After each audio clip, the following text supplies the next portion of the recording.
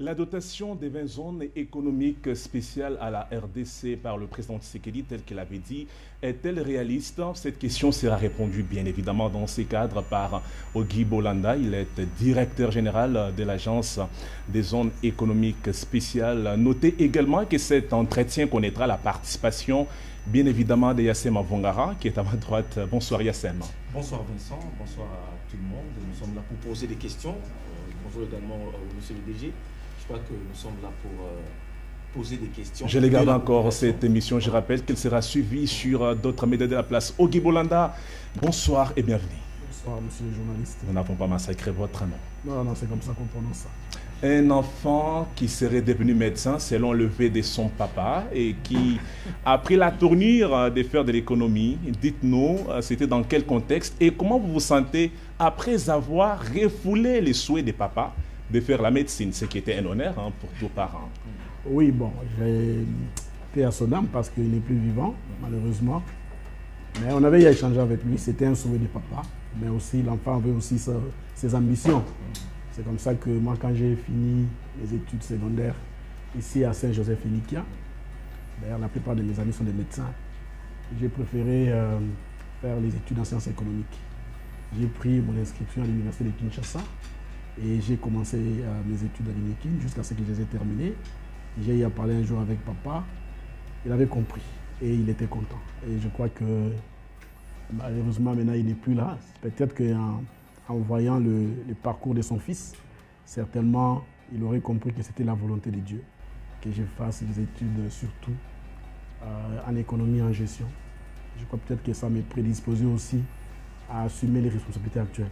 Voilà ce que je peux dire. Alors, nous allons éventrer le boa, c'est ça même le maître mot de cet entretien. Vous êtes DG de l'AZES, l'agence des zones économiques. Ça fait belle lurette. Il faudrait rappeler que vous avez été nommé quand le président Tshisekedi a pris les pouvoirs. Nous sommes en 2019. Comment vous vous sentez en tant que DG de l'AZES? Bon, il faut d'abord corriger. J'ai été nommé par le président en 2022. J'ai été d'abord chargé de mission de l'AZES et le président, que je remercie d'ailleurs aussi, a jugé bon de me confirmer directeur général.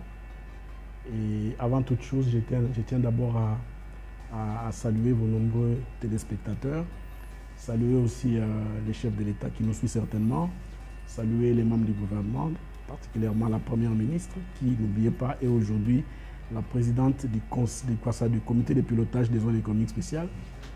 Je salue notre ministre de l'Industrie, Aimé Bougie, ainsi que les membres du conseil d'administration de l'AZES, parce que vous savez, l'AZES est un établissement public avec un conseil d'administration. Et je n'oublie pas aussi mon personnel qui travaille avec moi depuis toutes ces années, qui est en train d'abattre un travail pas facile, mais qui fait que nous puissions atteindre certains résultats. Voilà. Alors, nous allons y aller d'une façon pédagogique pour que les Congolais qui nous suivent de partout saisissent ce qui sera dit dans ces cadres. Zone économique spéciale, c'est quoi? Ça paraît nouveau et savant. Bon, merci beaucoup pour la question. Ça paraît nouveau, mais il faut dire que ce sont des initiatives qu'on peut appeler initiatives de développement spatial. Il y en a de plusieurs sortes. Mais aujourd'hui, ce qui est à la mode aujourd'hui, ce sont les zones économiques spéciales. Parce qu'avec les zones économiques spéciales, par rapport à ce qui se faisait avant, on avait beaucoup plus parlé des zones franches, des choses comme ça. Parce que vous rappelez-vous, dans notre pays ici, nous avions même un projet des zones franches d'Inga, malheureusement qui n'a pas marché. Et les régimes avaient été abrogés depuis l'entrée en vigueur du Code des investissements en 2002. Alors, ce sont des initiatives de développement spatial qui ont pour objectif d'arriver à industrialiser le pays. Et tout se fait dans le cadre d'un programme. C'est ça la chance que nous avons aujourd'hui, grâce au président Tshisekedi. En 2021, le gouvernement a adopté tout un programme de développement industriel que nous appelons le PDI. Et dans le PDI, il y a des axes. Et les zones économiques spéciales constituent les sixième axes dans le PDI. Et c'est comme ça que nous sommes en train de mettre en place ces zones économiques spéciales. Et justement, les zones économiques spéciales sont là pour industrialiser le pays. Pourquoi industrialiser le pays? Parce que nous avons eu la grâce d'avoir beaucoup de ressources dans ces pays. Mais il faut les transformer. il faut transformer tout ce que nous avons comme ressources naturelles, donner de la valeur pour que nos jeunes frères, nos jeunes sœurs, nos enfants, nos parents puissent bénéficier de ces ressources-là. Parce que les ressources, quand elles sont encore brutes, elles ne profitent pas. Aujourd'hui, les pays sont en train plus de gagner dans les chaînes de valeur. Vous voyez par exemple un produit tel que vous tenez là, un téléphone. Le téléphone peut contenir peut-être 3000 composants à l'intérieur. Mais tous ces composants ne viennent pas d'un même pays. Vous verrez par exemple que peut-être il y a des matières qui sont venues du Congo, il y a d'autres qui sont venues de la Chine, il y a d'autres qui sont venues de l'Indonésie. Mais en mettant tout ça ensemble, on a un téléphone. C'est ça les soucis en allant dans les zones économiques spéciales. C'est-à-dire qu'à un certain moment, l'autorité s'est décidée de faire les zones économiques spéciales. La chance que nous avons eue, quand le président Tshisekedi est arrivé au pouvoir, il a trouvé la zone de Maluku était encore en train de patauger. Mais il avait pris une décision qui est salutaire aujourd'hui. Je crois que le président avait déjà une vision. C'était la période où il y avait le Covid-19. Mais l'argent qui était venu pour le Covid, le président a dit cet argent-là, prenez une partie, mettez ça à Maluku pour faire les infrastructures de la zone. Si aujourd'hui nous avons la zone de Maluku opérationnelle, d'ailleurs je vais répondre à votre question, opérationnelle, c'est d'abord grâce à la volonté du président de la République. Cet argent n'était pas d'abord destiné pour les infrastructures de la zone. C'était pour appuyer le Covid-19. Parce qu'il y avait trop de problèmes à ce moment-là. Mais le président a dit, puisqu'après le Covid, il faut relancer l'industrie, n'est-ce pas? Il a dit, prenez une partie de cet argent, mettez ça à la zone économique spéciale. Aujourd'hui, ça devient maintenant une fierté. Quand les gens voient à Maluku, mais ils sont étonnés. Même, je vous rappelle, monsieur le journaliste... Oculaire, j'ai vu ce qui est fait à Maluku, c'est vraiment étonnant. Je vous dis, nous qui avons commencé ce projet-là à l'origine, quand on descendait à Maluku avec des experts, on nous chassait avec des machettes. Mais aujourd'hui, la population là-bas est très contente. Quand ils voient les psys s'installer à Maluku, produire des carreaux, il y a d'autres qui viennent encore aller à Maluku. On va parler des zones qui sont opérationnelles. C'est vrai, vous avez déjà cité le site de Maluku. Oui. Mais pourquoi les gouvernements, avant qu'IASM puisse vous questionner, veulent construire des zones économiques? Oui, les gouvernements veulent construire des zones économiques spéciales pour, je peux dire, pour 4 raisons. Premièrement, attirer les investisseurs parce que nous devons leur offrir les meilleures conditions de travail dans les zones économiques spéciales. Vous savez, on parle beaucoup du climat des affaires au Congo, mais les zones économiques spéciales ont aussi l'avantage là de mettre en place un mini-climat des affaires attractif. Parce que les avantages que nous donnons les zones économiques spéciales ne sont donnés que dans les espaces décrétés zones économiques spéciales. Tu ne peux pas bénéficier des avantages des zones économiques spéciales si tu es en dehors de l'espace décrété zone économique spéciale. Ça, c'est de 1. Offrir aux opérateurs, aux investisseurs, des espaces dans lesquels ils pourraient travailler avec de meilleures conditions.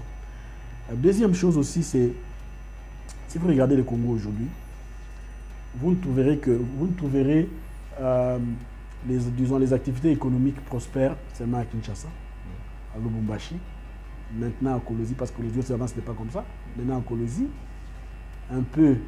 Chez Fifi Masuka également. Oui, effectivement, à Kolwezi, ça avance très bien. À Goma, à Bukavu, dans les Congo central vers Matadi. Mais à part ça, il y a des parties entières de notre pays où il n'y a pas assez d'activité. Alors les zones économiques spéciales ont cet avantage-là aussi de réindustrialiser face à les pays, amener l'industrie dans des zones où il n'y a pas assez d'activité. Aller dans les provinces telles que le Maïndombe, ce n'est pas une province pauvre. Avec l'agriculture, le Maïndombe peut faire beaucoup. Mais pourquoi ça ne marche pas? Parce qu'il y a des choses qui manquent. Les zones économiques spéciales vont faire que dans ces zones-là, on aura l'électricité, on aura l'eau, on aura vraiment les conditions que les opérateurs économiques exigent pour bien travailler. Et aussi, le président a été voté avec les slogans du peuple d'abord, n'est-ce pas? C'est ça. Oui. Le peuple, d'abord, c'est quoi? C'est le travail. Le slogan phare. Voilà, ça nous rappelle le sphinx délimité. Voilà, c'est le travail. C'est-à-dire qu'il faut donner du travail aux gens. Allez à Maluku aujourd'hui, vous allez voir qu'il y a des jeunes gens qui sont là, qui ont trouvé du travail. Par exemple, les entreprises qui sont déjà à Maluku aujourd'hui, ils travaillent sur base de shifts. Aujourd'hui, il n'y a pas moins de 850 personnes qui chaque jour vont travailler à Maluku. Vous voyez? C'était pour donner du travail aux gens. Aussi que les autorités ont décidé de faire les zones économiques spéciales. Merci Yassé Mavungara, on fait la passe d'armes. Exactement. Alors, monsieur le DG, je vous ai suivi religieusement par rapport au déroulement, ou je peux dire sur le plan organisationnel de la zone économique spéciale. J'ai constaté, parce que j'avais écrit d'autres questions, mais il y a des questions qui m'ont venu ici. Vous avez dit qu'il n'y a pas d'activité. Certaines provinces, il n'y a pas d'activité où on peut mettre en place la zone économique, l'activité de la zone économique.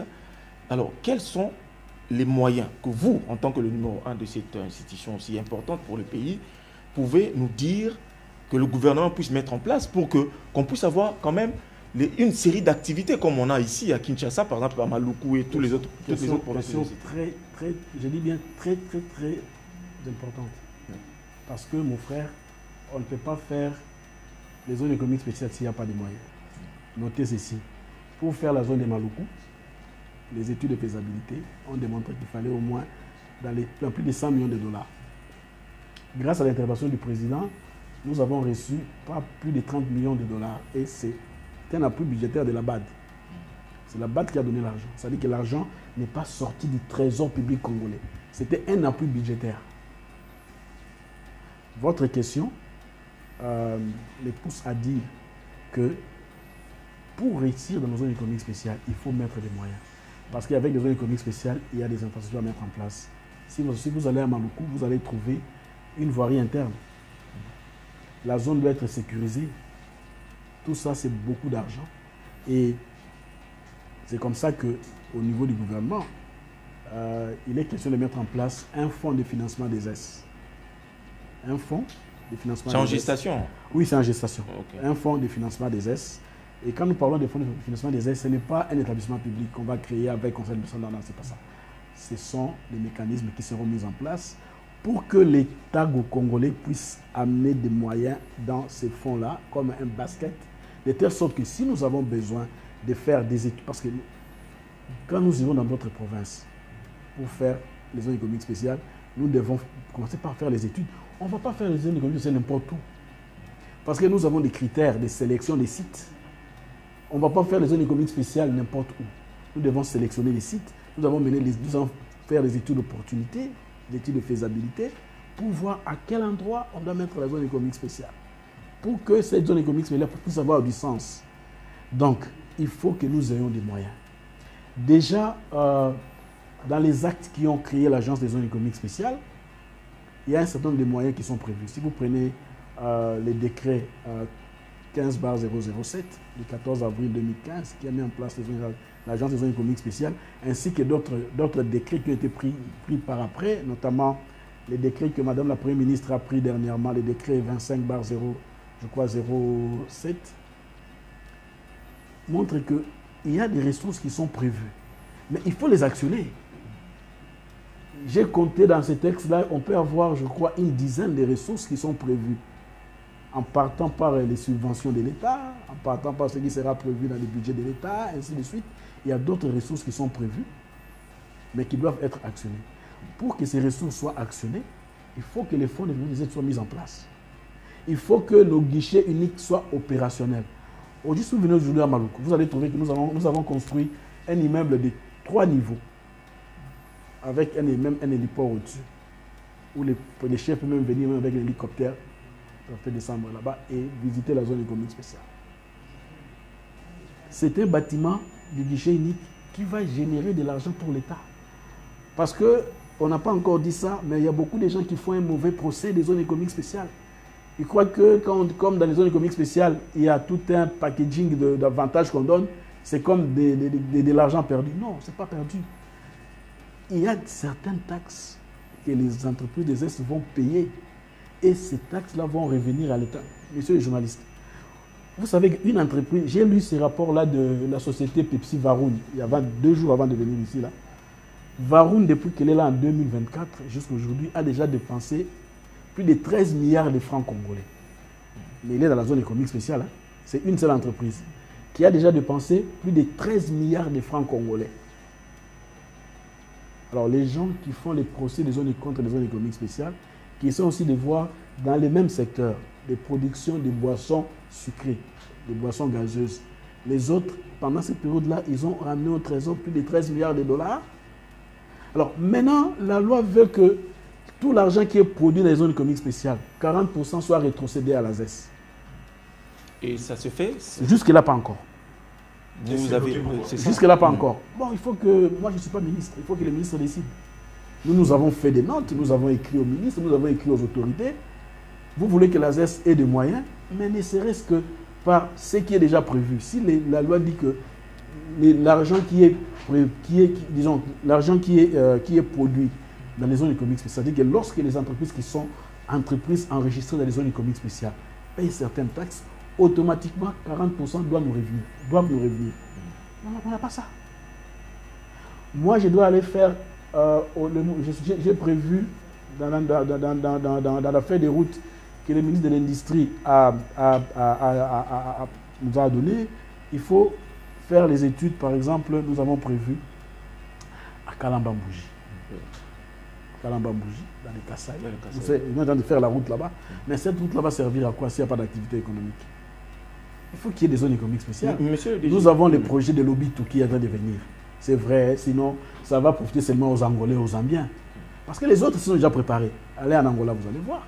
Allez en Zambie, vous allez voir. Mais le long de notre corridor là, il faut qu'il y ait des activités économiques. On ne peut les faire qu'avec les zones économiques spéciales. Les zones économiques spéciales sont vraiment cet outil-là qui peut faire ça. Mais il faut des moyens. C'est pourquoi votre question a son sens. Exactement. Il faut que l'État mette en place ces fonds. L'État amène tout l'argent qui est prévu pour les zones économiques spéciales dans ces fonds-là. Et puis, on va utiliser cet argent-là pour faire des projets. Monsieur le DG, il y a d'autres, en tout cas, il y a un flot de questions ici. J'aimerais vraiment être un peu plus rapide. Vous avez parlé de difficultés que vous avez, tout ça rencontré, et que le gouvernement doit vous aider. J'ai observé, apparemment, dans vos dires, apparemment, on peut également évoquer le problème de la sécurité là où érigent les zones, ou la zone économique, ou les zones économiques spéciales. Donc, on a aussi besoin de la sécurité, on vous entend parler. Est-ce aujourd'hui, les zones économiques là, ont-elles la sécurité ou l'assurance sécuritaire pour que ces zones-là puissent exister? Bien évidemment. Ça, c'est la première question. Vous allez répondre. Deuxième question. Ça fait 10 ans que la zone économique existe, si je m'abuse. Vous avez d'ailleurs fêté, vous continuez d'ailleurs une série... Nous sommes dans l'année des 10 ans de la ZES. 10 années, tout ça. Quels sont les acquis que vous, en tant que DG, vous occupez ce poste depuis plus de 3 ans, hein? Quels sont les acquis que vous, en tant que le patron de cette institution, que vous avez déjà observé Alors, par rapport à votre première question, la sécurité d'une manière générale, c'est une affaire de l'État, dans son ensemble. Ce n'est pas la ZES qui va mener à... Et l'État vous facilite aussi. Oui, mais la loi dit ceci, que dans les espaces décrétés zones économiques spéciales, la sécurité, dont nous sommes les responsables de la sécurité, mais nous les faisons avec l'appui de la police nationale, des services des douanes et de la DGA. Ce sont nos partenaires de poids. Donc la DGDA, la DGM et la police. Vous voyez? C'est comme ça que nous travaillons en étroite collaboration avec ces structures-là, parce qu'il faut qu'il y ait cette sécurité-là. Justement, à ces problèmes-là, il n'y a pas de problème. Il n'y a pas de problème particulier. Parce que c'est une expérience nouvelle. Nous sommes en train de travailler avec les autres pour pouvoir mettre en place tous les mécanismes. Donc, il n'y a vraiment pas de souci particulier. Si vous venez aujourd'hui à Maluku, vous allez voir qu'il y a tout un détachement de la police qui est à Maluku. Il y a sur la sécurité de la zone. Il y a des services qui suivent aussi. Parce que vous savez, par exemple, Maluku, c'est une zone qui est dans une commune urbano-rurale. Et puis, c'est une frontière. Ça doit être bien sécurisé. Et tout ça est pris en charge. Il n'y a pas de problème particulier. Surtout, la plus grande sécurité, c'est la confiance que nous avons de la population. La population de Maluku, si je parle des cas de Maluku par exemple, nous fait confiance.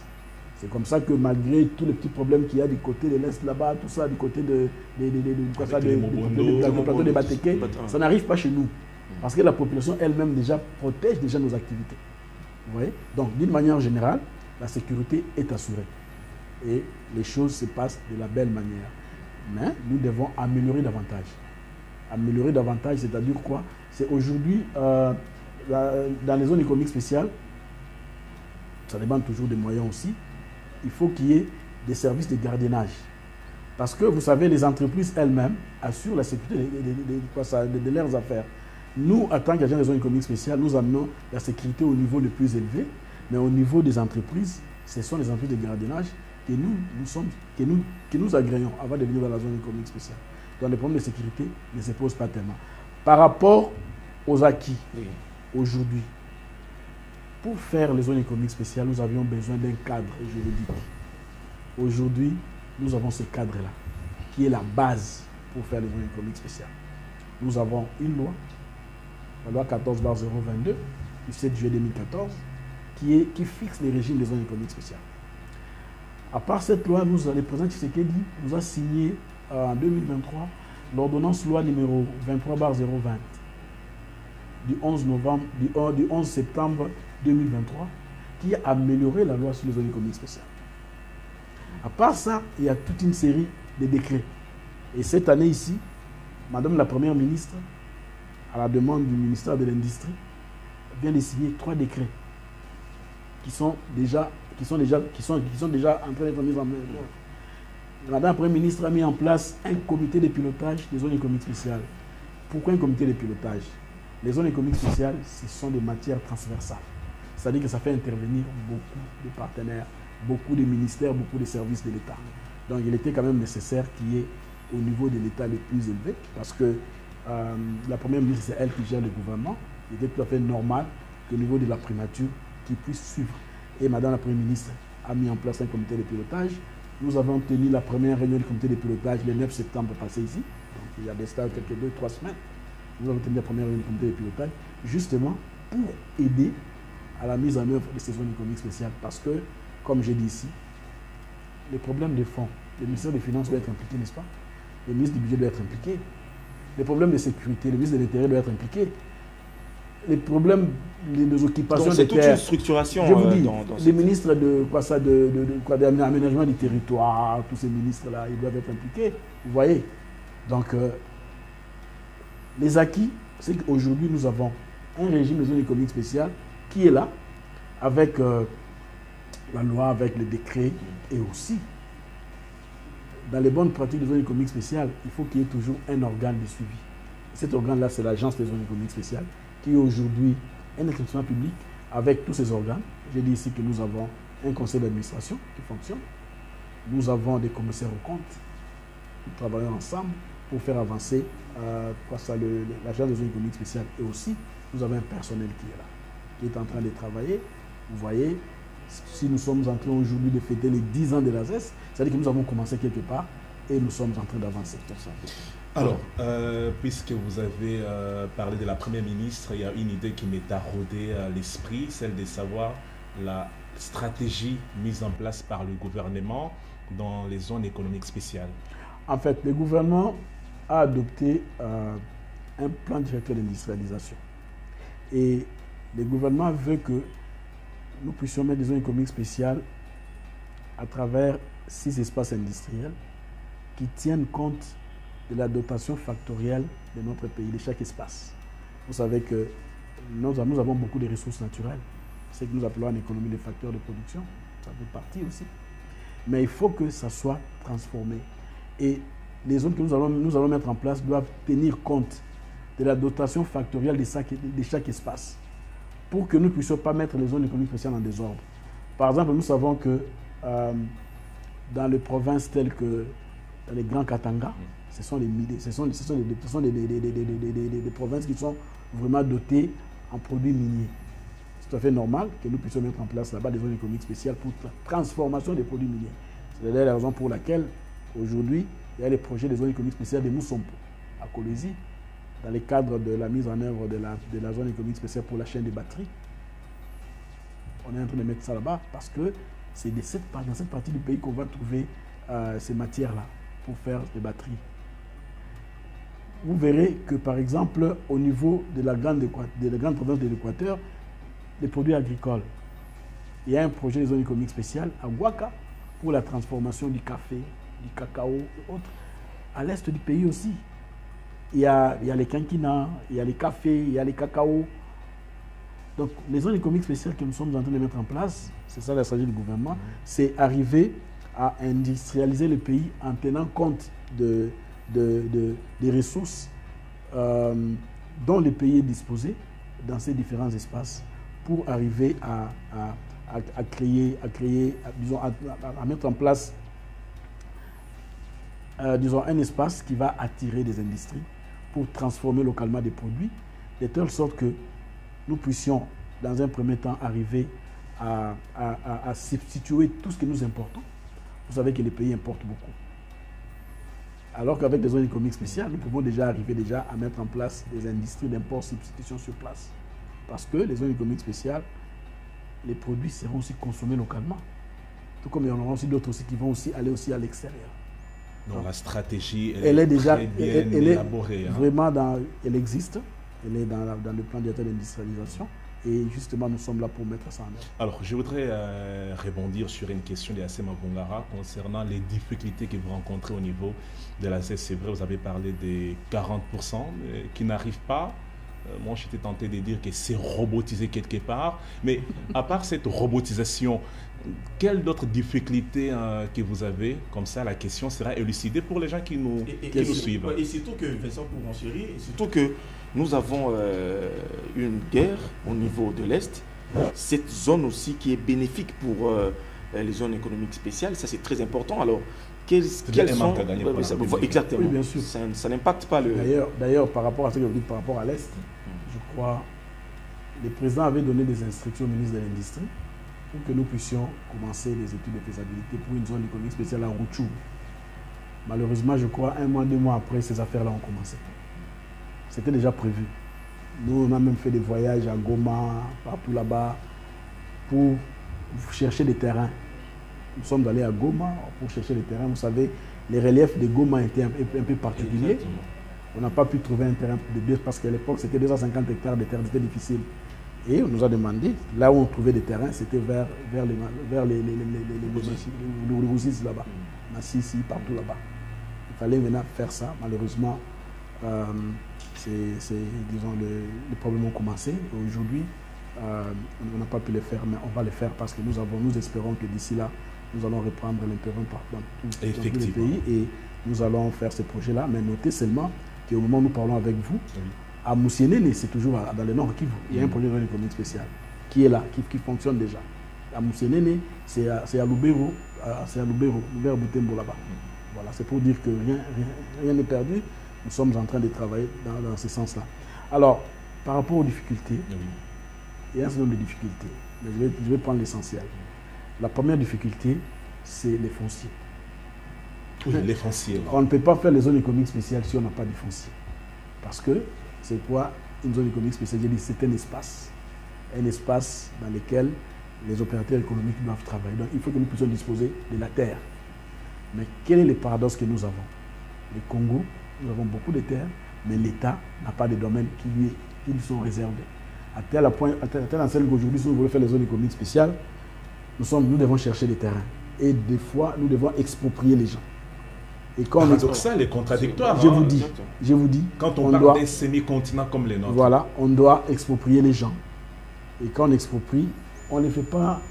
Ce n'est pas toujours de gaieté de cœur. Ce n'est pas facile. Quelqu'un avait sa maison, sa parcelle, et vous venez, non, vous devez partir. Bon, c'est vrai, c'est pour cause d'utilité publique. La Constitution les reconnaît. Mais ça fait quand même mal. Mais vous n'indemnisez pas le... Non, on indemnise. Non, je vais le dire. Oui. C'est ce que j'ai dit. Puisque l'État n'a pas de terrain, nous devons récupérer les terrains, exproprier. Il faut indemniser les gens. Exactement. Donc ça crée trop de problèmes. Des fois, ça prend beaucoup de temps pour commencer les projets et tout ça. Alors que si, dans la manière de gérer notre espace, il y avait des domaines qui étaient gardés pour l'État, je crois peut-être que ça serait différent. C'est comme ça que moi, je dis toujours aux gouverneurs des provinces, lorsqu'ils font leur plan de développement des provinces, qu'ils puissent penser à des grands espaces qu'ils vont appeler des espaces de développement industriel. Ces espaces, on ne les touche pas. Il nous est arrivé d'aller dans d'autres pays du monde. On voit souvent après les aéroports, ce sont des zones industrielles. Oui. En tout cas, la plupart des pays que moi j'ai visités dans le monde, c'est comme ça que j'ai vu. Quand vous dépassez l'aéroport, ce ne sont pas d'abord des quartiers ou des habitations. Vous verrez des espaces, des grands espaces. D'abord, les aéroports eux-mêmes, ce sont des grands espaces. Des grands espaces. J'étais dernièrement J'étais dernièrement aux États-Unis. À Texas, j'ai vu l'aéroport de Texas, mais c'est pas possible. C'est immense. Je vous dis, ce sont des quartiers, des communes. Je vous dis, c'est pas possible. C'est pour dire que l'État doit avoir des espaces, non seulement pour les activités économiques, mais aussi pour des projets de développement, pour faire des écoles, des hôpitaux, des choses comme ça. Parce que tout ça, ça doit venir. La population est en train, de s'agrandir. Oui. Il faut aussi prévoir aussi des infrastructures communes qui feront que les qualités de vie des gens puissent changer. Sinon, regardez ce qui se passe à Kinshasa. Tout le monde doit quitter l'Est pour venir au centre-ville, notamment à Gombe, marché central, tout ça. Bien qu'on a construit les marchés des libertés, les gens veulent toujours insuffisant. Voilà, c'est toujours insuffisant. Il faut casser les marchés qu'on avait, il faut construire un nouveau marché. Bon, c'est toujours le même espace qu'on doit casser, qu'on doit reconstruire, tout ça. Le problème des terres, vous avez dit. Oui, les problèmes des terrains. C'était en train de dire que les problèmes des terrains se posent, donc il faut que nous puissions avoir des terrains. Ça, c'est un. De deux, les problèmes d'accompagnement des autres administrations. J'ai dit ici que les zones économiques spéciales sont des matières transversales. Oui. Nous devons travailler avec les autres administrations publiques. Ce n'est pas toujours facile. La raison pour laquelle j'ai dit ici qu'il y a eu l'avènement du comité de pilotage des zones économiques spéciales. Vous voyez? Donc ça, c'est aussi un problème très, très, très important. Troisième problème, c'est un problème d'infrastructure. Nous sommes en train de mettre en place souvent les zones économiques spéciales. Il y a aussi par exemple, il y a des régions où il n'y a pas assez d'infrastructures. Ça va demander beaucoup de moyens. Si nous sommes allés faire la zone économique spéciale à Maluku, parce que Maluku, dans les temps, était déjà un espace industriel, avec la Sotidaire, tout ça, avec la Siforco, vous voyez? C'est comme ça qu'en fait, nous avons ressuscité cette zone industrielle-là, en mettant en place la zone économique spéciale là-bas. Mais ce ne sera pas le cas dans tous les pays. Il y a des endroits où vous arrivez comme ça, il n'y a rien. Donc ça va demander beaucoup de moyens, donc il faut ça. Donc aussi, je reviens encore sur le quatrième problème, c'est le problème des moyens. Il faut avoir des ressources pour mener des études, pour construire rien que les infrastructures de base dans les espaces des zones économiques spéciales, nous devons les sécuriser et aussi construire des bâtiments de guichets uniques. C'est vrai que notre loi reconnaît au privé la possibilité de créer des zones économiques spéciales. Bien sûr, ils viennent vers nous parce que c'est à la ZES que l'État a donné les pouvoirs de donner les statuts des zones économiques spéciales. Mais après ça, même dans les zones privées, nous devons mettre en place des guichets uniques. Parce que les guichets uniques appartiennent à l'État. C'est là où l'État va récupérer de l'argent. Donc nous devons les mettre en place. Mais tout ça, ça demande de l'argent. Vous savez, nous avons une deuxième économique spéciale ici à Kinshasa, la zone de Kinmalebo. Si vous allez, à part la zone de Maluku, je parle des zones de Kinmalebo. À part la zone de Maluku, oui. Il y a la zone de Kinmalebo, parce que vous m'avez posé la question sur les zones qui sont opérationnelles. Oui, oui. La zone de Maluku est opérationnelle. La zone de Kinmalebo, les infrastructures sont presque prêtes. À Maluku, pardon, à Ansele. Vous voyez en face du mausolée du feu président Tshisekedi. À Maluku, j'ai vu en face du mausolée. J'ai vu également. Voilà. Si vous êtes dans le Haut-Katanga qui poussait, je crois. Oui, nous avons dans les Katanga, nous avons à Kinsévéré, on a déjà un terrain, on doit le mettre en valeur. Il y a un projet de la zone de Kisushi, toujours à Lubumbashi. Ça c'est privé, mais c'est aussi en cours. Nous avons là-bas la zone de Mousson. Ça fait combien sur 20? Ça fait déjà 7 déjà. Ça fait déjà 7. Donc 4 opérationnels, 3 en cours, mais sur les 20, on a déjà 7. Mais nous pensons que ça va venir davantage. Mais tout ça, ça va demander des moyens, ça va demander aussi un peu de temps. Mais l'essentiel est que nous sommes déjà en train de mettre ça en œuvre. Mais les investisseurs potentiels, quelles sont les préoccupations majeures qu'ils ont? Bon, vous savez, quand les entreprises viennent dans les zones économiques spéciales, c'est la sécurité juridique et judiciaire. Ils cherchent les meilleures conditions de travail. Ils ne veulent pas des tracasseries, trop de contrôles, toutes des choses comme ça. C'est comme ça qu'on fait les zones économiques spéciales. C'est comme ça que nous sommes là pour accompagner. C'est ce qu'ils cherchent, c'est ça. C'est-à-dire que les meilleures conditions de travail, où dans cet espace-là, ils peuvent avoir l'électricité 24 heures sur 24. Monsieur le journaliste, venez voir comment fonctionne l'usine de production de Pepsi. Vous allez voir ces machines-là, comment ça fonctionne. C'est 24 heures sur 24. Venez voir comment fonctionne l'usine qui produit les carreaux. Parce que ce sont les exemples que nous avons vus à Kinshasa. Saphir, oui, qui produit les carreaux. Aujourd'hui, n'importe plus les carreaux, en tout cas du moins dans cette partie ici. Saphir produit des carreaux. Vous savez, les carreaux de Saphir ont déjà conquis plus de 90% du marché congolais d'en face. D'en face, je dis pas le Congo d'en face. Ils sont déjà en train de consommer les carreaux qui viennent de Maluku. Maluku produit les carreaux qui sont consommés. Et puis ils ont un bon prix. Ah mais oui, j'ai échangé avec la dame qui était là. Voilà, j'étais émerveillé. Les prix sont très bons. Les prix sont très bons. Donc on a déjà les carreaux qui sont fabriqués chez nous, made in DRC. Si vous venez dans mon groupe, vous allez voir les prix des carreaux, vous allez voir made in DRC. Pepsi produit ici. La même entreprise qui produit ici, le Pepsi ici. J'étais dernièrement au Maroc. C'est eux aussi qui produisent au Maroc. Vous voyez, ça veut dire que le Congo est redevenu fréquentable. Les grandes entreprises commencent à revenir. Nous devons maintenir ces rythmes-là. Nous devons maintenir le cap. Yassé Mapunga. Oui. Alors, il y a une question sur le partenaire, puisque vous avez énuméré ici que ça demande beaucoup de moyens, beaucoup d'argent, des milliards pour stabiliser les zones économiques ici en RDC. Quels sont les partenaires que vous avez, hormis le gouvernement, parce que c'est le partenaire naturel, traditionnel. Alors, quels sont les partenaires ou quelles sont justement les difficultés que vous rencontrez lorsque vous avez besoin d'un partenaire, puisque le chef de l'État séjourne jusque-là aux États-Unis, où il a rencontré également beaucoup de partenaires. Je m'étonne même pourquoi vous voir ici alors que vous devez être là pour justement bénéficier à ça. Alors, quels sont les partenaires que vous avez déjà, avec lesquels vous travaillez, et les conditions pour justement que ces partenaires puissent venir travailler avec vous? Avant de répondre à votre question, par rapport à votre préoccupation, je me trouve à Kinshasa alors que je vais être aux États-Unis. Je vais répondre. C'est parce que les choses sont bien organisées. Oui. Le président est déjà aux États-Unis, mais sachez qu'au mois d'octobre, il y aura un forum RDC-USA. Ah, vous irez je participe au forum. Je suis en train de travailler avec le conseiller spécial en matière des ressources, tout ça. Et le conseiller spécial Dumbi, Joe Dumbi, on travaille avec lui. Il y aura cette conférence-là, ce forum-là, du 14 au 15. Pour séduire les partenaires. Voilà, justement, nous partons pour leur vendre les zones économiques spéciales. Pour leur dire que venez au Congo, nous sommes en train de mettre les zones économiques spéciales pour donner aux investisseurs américains les conditions qu'ils veulent. Ce qu'ils voient ailleurs, nous sommes en train aussi de les mettre aussi en place au Congo. Il y a des exemples qui sont là, il y a des entreprises qui sont là, et venez travailler avec nous pour que vous puissiez aussi fructifier vos investissements au Congo. Voilà. Alors, par rapport aux partenaires, nous avons des partenaires. Déjà, les programmes des zones économiques spéciales lui-même, dès le départ, c'était un programme qui avait commencé avec l'appui de la Banque mondiale.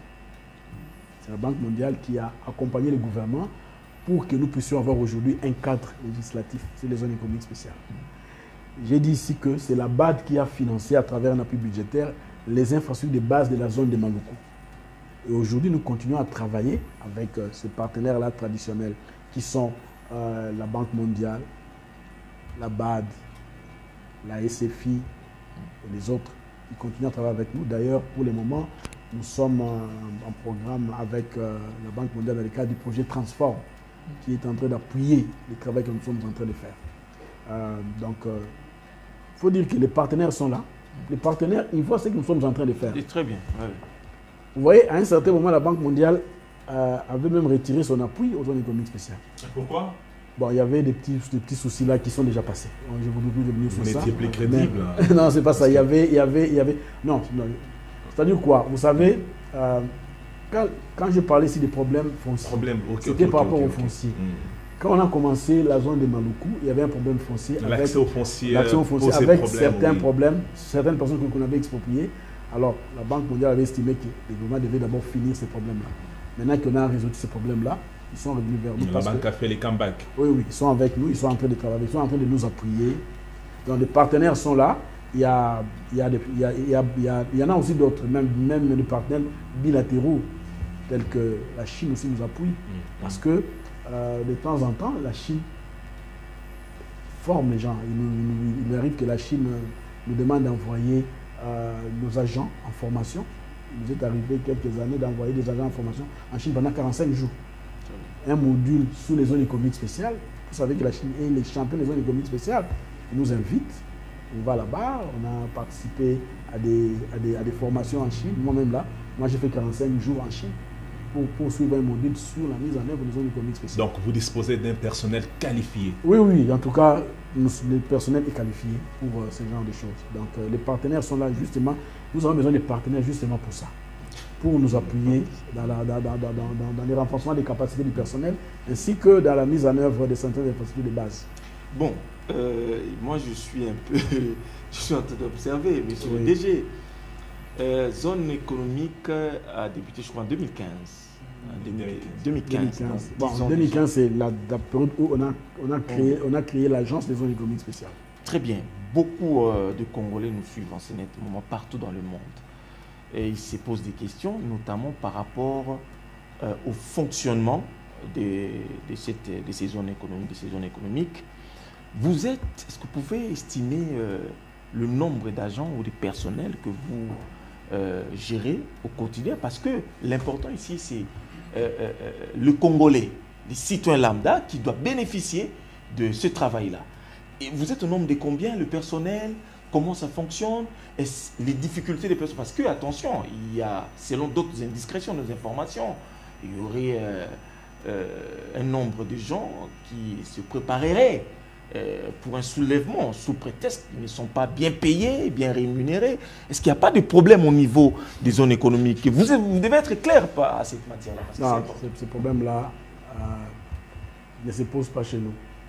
Parce que nous n'avons pas beaucoup de ressources, mais nous faisons quand même une gestion parcimonieuse des ressources qui sont mises à notre disposition. Donc, alors, il faut savoir que les agences telles que la nôtre, que les gens ne se leurrent pas, ne sont pas appelés à être comme les agences fourre-tout. On peut mettre n'importe qui, on peut avoir un personnel pléthorique, tout ça. Non, non, c'est pas comme ça. Les agences telles que nous sont comme des bureaux d'études. Dans les bureaux d'études, souvent on n'a pas besoin de beaucoup de personnes. Aujourd'hui, avec l'évolution actuelle de ce que nous sommes en train de faire, nous avons un personnel que nous estimons encore nécessaire pour ça, parce que plus l'agence, plus les zones économiques sociales vont s'étendre, plus nous aurons besoin de personnel. Avec ce que nous sommes en train de faire aujourd'hui, nous pensons que ce n'est vraiment pas encore le cas. Il est prévu, normalement, il est prévu que l'agence des zones économiques spéciales dans son ensemble puisse avoir juste une centaine. Parce que lorsque nous irons dans des provinces, nous allons mettre en place des antennes provinciales. Exactement. C'est lorsque nous mettrons en place des antennes provinciales que nous allons prendre le personnel dans cette province-là. Nous ne pouvons pas aujourd'hui engager des gens qui ne vont rien faire. D'abord, les ressources viendront d'où? Parce que la ZES est un établissement public qui est budgétisé. Nos ressources viennent de l'État. C'est l'État qui met à disposition les ressources qui sont pour aux agents de la ZES. C'est l'État, dans le cadre du budget de l'État, nous participons aux conférences budgétaires. C'est la direction de la paye, le ministère du budget aussi qui nous paye. Vous voyez? Donc nous sommes d'abord limités. Mais les 100 là, c'est peu par rapport à la grandeur. C'est-à-dire que même les 100 ne sont pas encore opérationnels maintenant. Ok. Oui, je suis en train de dire, on va avoir une centaine. Parce que dans l'estimation. Mais tout ça, ça va arriver lorsque nous irons aussi dans les provinces. Mais actuellement, tel que nous sommes en train de travailler, nous avons une quarantaine d'agents qui travaillent au sein de l'agence des zones économiques spéciales pour le moment.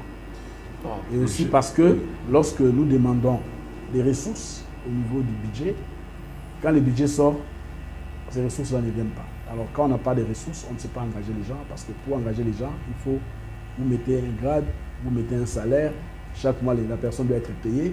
Alors si les gens ne sont pas payés, c'est comme ça que les gens vont commencer à débrayer, comme on voit dans d'autres structures ici, où les gens sont là en train de crier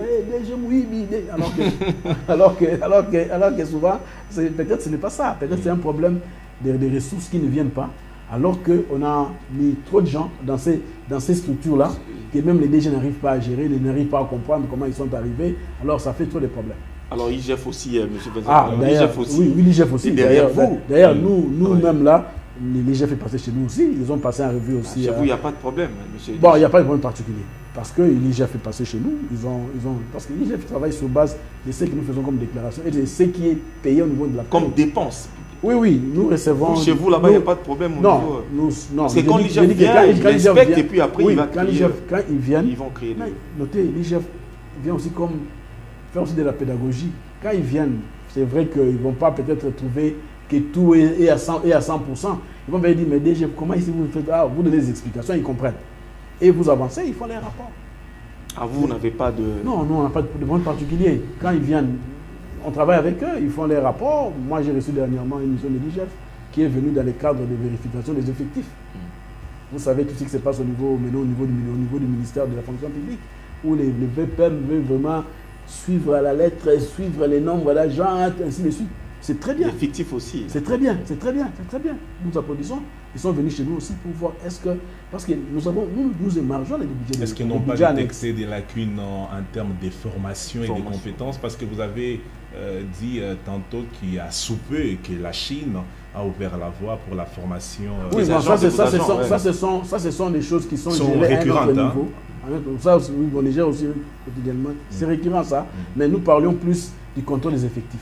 Pour qu'il n'y ait pas, que ça ne soit pas pléthorique, tout ça, que nous puissions... Est-ce que les gens qui sont avec vous, est-ce qu'ils sont reconnus?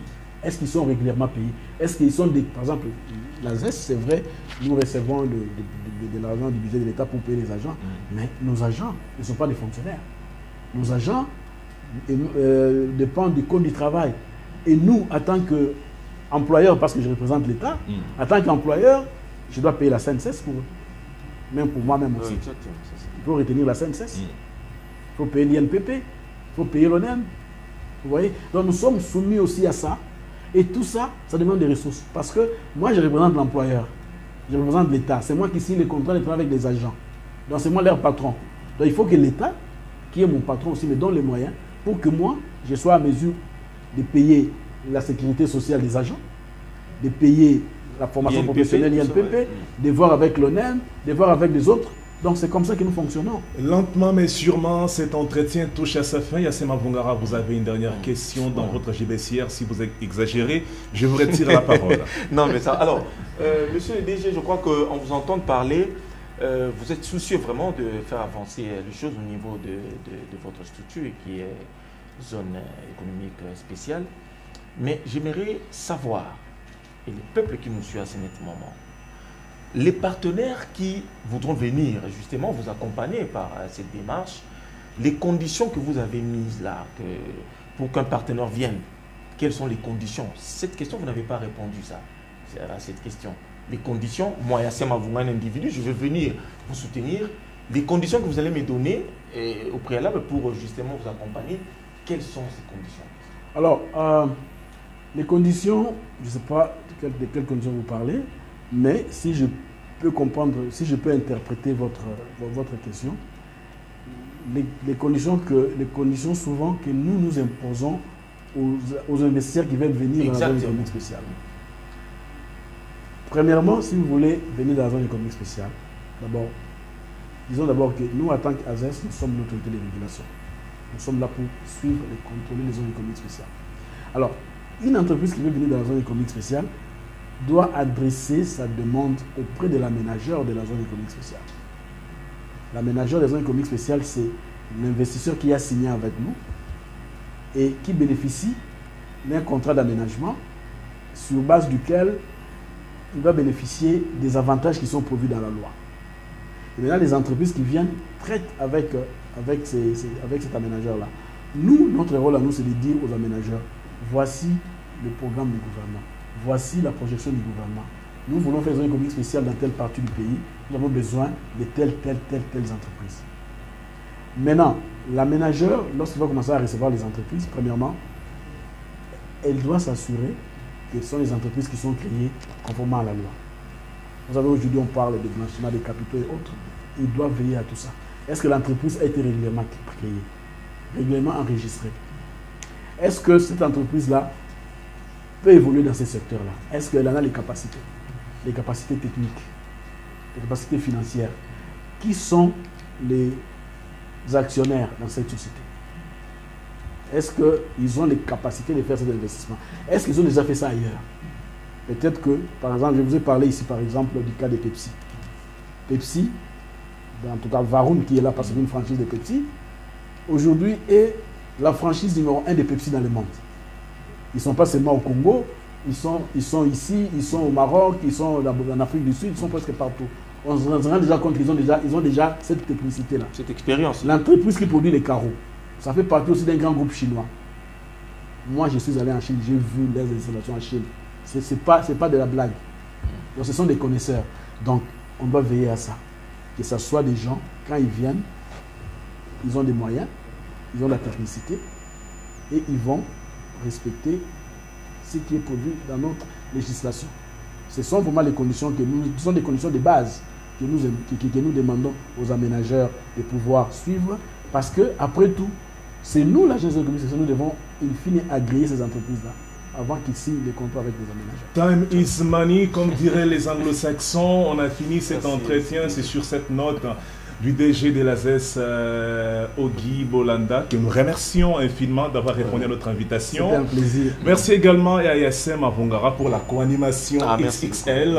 Coucou à Madame Evelyne qui nous a suivis depuis son bureau. Elle nous a aidé à avoir le DG qui est tout le temps très occupé. On se retrouve très prochainement. Entre-temps, restez sur les ondes de la 10e Télévision. À tous et à tous. À très vite. Merci.